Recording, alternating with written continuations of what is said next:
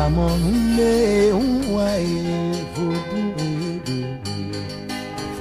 logarari. Amonde unwaye futu logarari. Ida tuli magandi, idu bode magandi, yewe si futu logarari. Ida tuli magandi, idu bode magandi, yewe si futu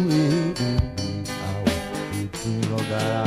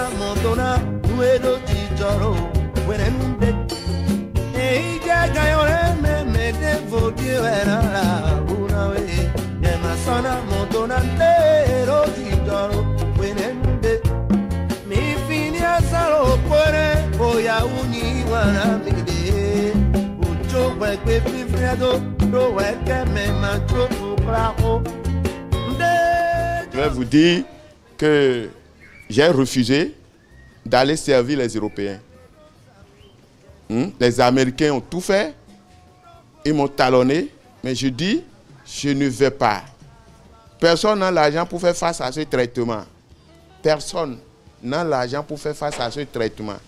La preuve est que c'est la maladie qui tue tous les hommes. C'est la maladie qui avait tué François Mitterrand. Houphouët-Boigny, Bongo, Yadema Mobutu et consorts. Vous voyez le rôle de la prostate. Bon, pour couper court, il y a l'urètre. Vous voyez, donc, la maladie de la prostate. Ici, c'est la prostate saine. Vous voyez, la prostate saine. Ici, maintenant, c'est la prostate. On est avec la prostate. La prostate n'en soit pas une maladie. Ce n'est pas une maladie. On est avec, c'est un organe. C'est un organe de reproduction, hein, un organe génital, un organe de reproduction. Et quand l'urine quitte la vessie, ça rentre dans la prostate. Et la prostate filtre avant de propulser. Alors ça passe par l'urètre. Si le sperme quitte les deux testicules, ça remonte dans le canal vésicule séminal et ça sort toujours par là. Est-ce que vous voyez? Ça sort par l'urètre. À chaque passage de ces deux liquides, laisse souvent un dépôt dans la prostate. Et les dépôts s'accumulent petitement, hein, pendant 15 ans. C'est ce qu'on appelle hypertrophie prostatique, ça. Est-ce que vous voyez? Donc, quand les dépôts s'accumulent, je vous donne un exemple.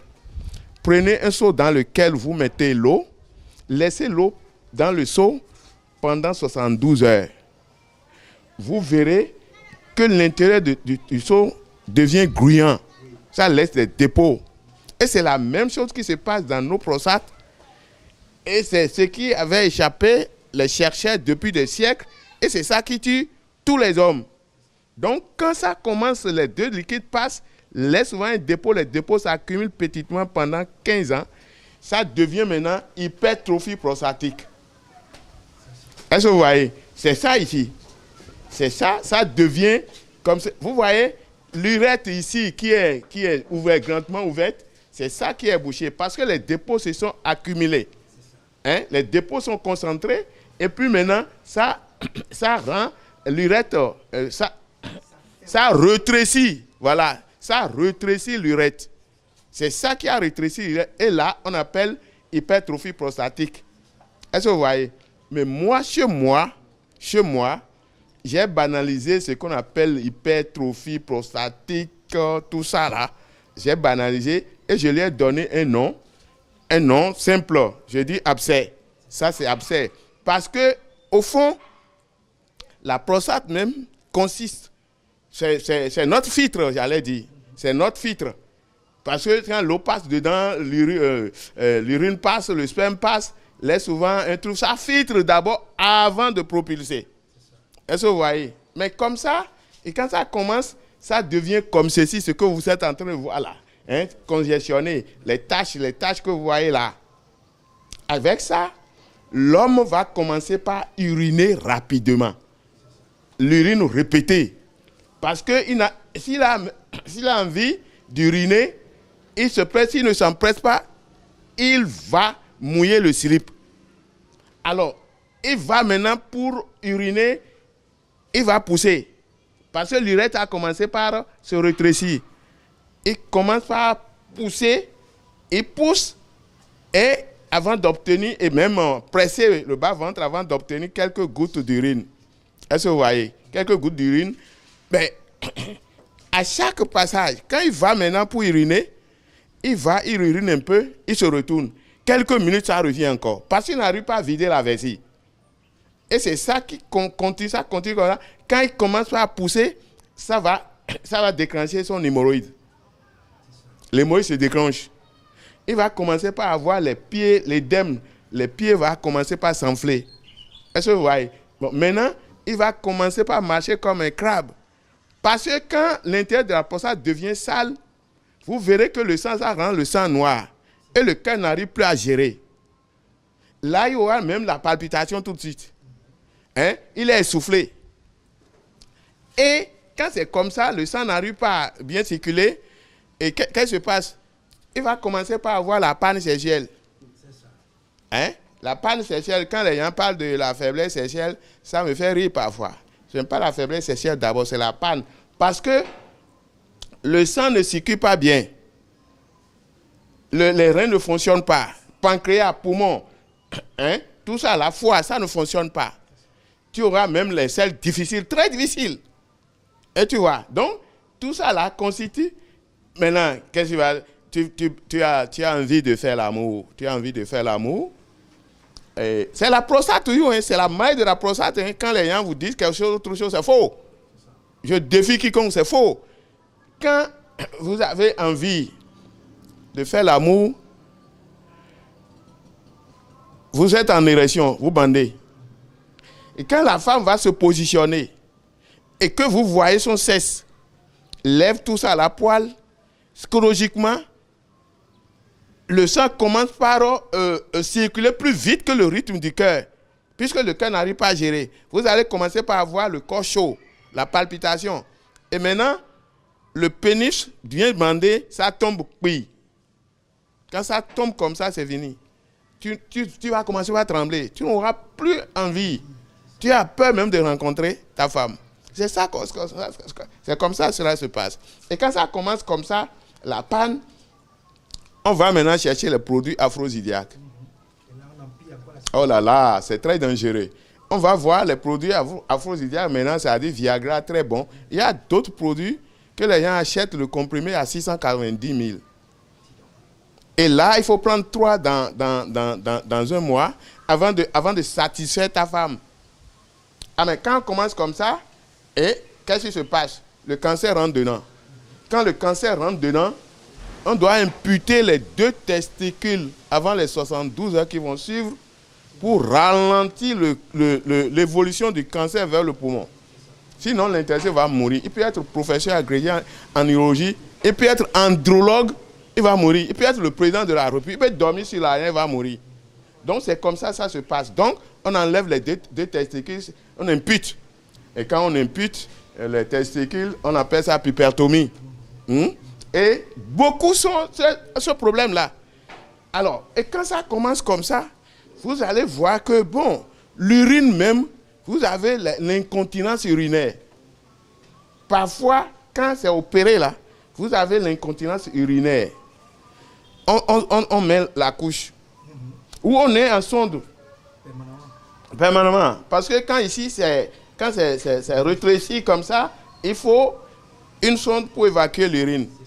Et après l'opération, on a des difficultés. C'est pourquoi on n'opère pas la prostate. Ceux-là qui ont été opérés, beaucoup sont déjà morts. Et je défie même ceux-là, les chirurgiens, tout ça. Il n'y en a rien contre eux. Hein. Je les défie parce que après l'opération, ils vont peut-être, après l'opération, les gens n'ont qu'à me présenter au moins 3 personnes après l'opération qui ont fait encore 25 ans, ou bien 10 ans, 15 ans, 5 ans. Non, après l'opération, là, on dit le traitement effratif.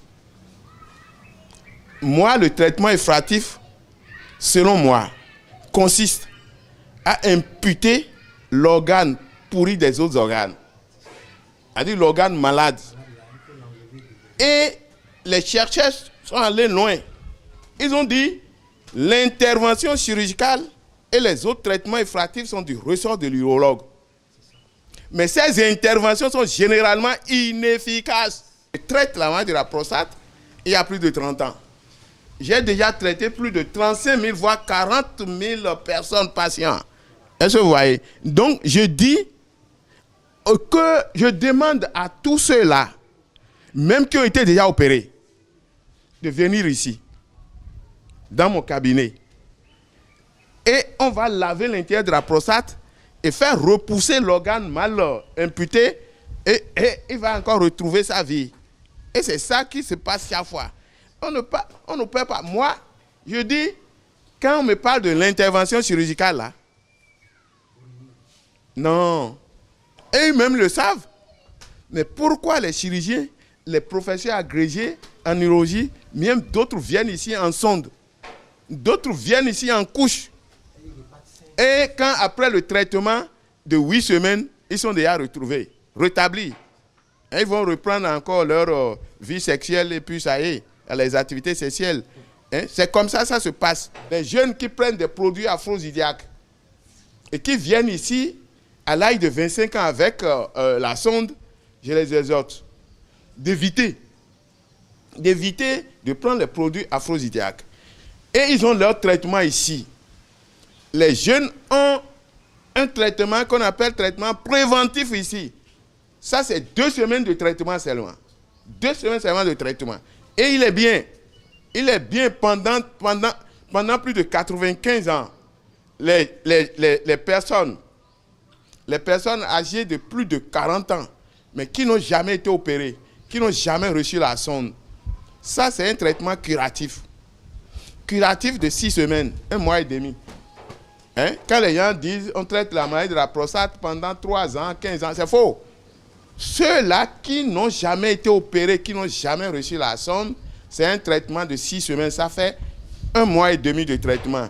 Ils vont se retrouver à jamais. Ceux-là qui ont déjà plus de 40 ans, mais qui ont été déjà opérés 1, 2, 3 fois, c'est un traitement de 2 mois. Ça fait 8 semaines seulement. Ils seront rétablis. Les organes mal imputés vont repousser. Ceux-là qui ont la sonde, c'est 2 mois aussi. Est-ce que vous voyez? Mais ceux-là qui ont déjà eu le cancer de la prostate, je dis bien le cancer de la prostate, ceux-là ont un traitement de 8 mois, voire 1 an. Ils sont guéris. Mais à l'intervalle de 2 semaines, quand ils commencent le traitement, ils vont commencer par se retrouver, se rétablir en même temps. Si tu as tout, puisque les milliardaires viennent ici. Ils viennent ici, et ils me parlent. Je dis, mais vous ne pouvez pas avoir de problème, vous avez beaucoup de milliards. Ils disent non, que ce n'est pas affaire de milliards. Tu peux tout avoir, mais si tu n'as pas ce plaisir, tu es foutu. D'abord, je donne mon contact. Plus 229 97 57 63 37. Plus 229 90 94 77 80. Voilà, c'est venu. J'y arrive. Donc, mais je suis basé à Porto Novo, capitale du Bénin. Je suis dans le 5e arrondissement, quartier à Konamboué. Vous arrivez à Wando, Porto Novo, vous continuez directement. Arrivez devant l'hôpital El Fater, il y a la pharmacie de l'unité de l'autre côté. La pharmacie de l'unité, l'avant face à la pharmacie de l'unité. Vous rentrez dans l'avant, côté gauche, vous rentrez dans l'avant. Les plaques sont implantées tout droit jusqu'au cabinet. Ce n'est pas perdu. C'est chez le PDG, Hundayon, PDG de l'établissement mondial, plus jamais la maladie de la prostate. Hein? Mondial, plus jamais la prostate. Je suis Hundayon Simon Antoine, ou vous appelez Antoine Simon Hundayon. Hein? Vous voyez, donc je suis là permanemment. Mes jours de consultation, c'est les lundis, mercredis, jeudi et samedi. Hein? Vous voyez, déjà à 6 heures, les gens sont là. Hein? Et je commence la consultation à 10 heures. Mais déjà à 6 heures, les gens sont là, ils se bousculent. Hein? Il n'y a pas ici, l'établissement est ouvert, la porte est grande ouverte pour tout le monde. Tu peux être yovo, enfin, européen, africain, asiatique. Tu peux être cadre, milliardaire, président de la République. Les gens sont sous mes traitements ici. Donc, si on ne perd pas la prostate, je dis, il ne faut jamais essayer d'opérer la prostate. Une fois opéré, la vie de malade est hypothéquée. Parce que les gens viennent ici, après l'opération, ils viennent avec hémorragie, le sang coule, ils sont fatigués et c'est la mort. Chers parents, me voici devant vous. Je suis là permanemment. Je suis là pour vous. Et je vous demande de passer, si vous avez le problème de la maladie de la prostate, vous passez, je suis là pour vous. Je suis là permanemment pour vous. Vous passez et vous serez guéris. Inch'Allah.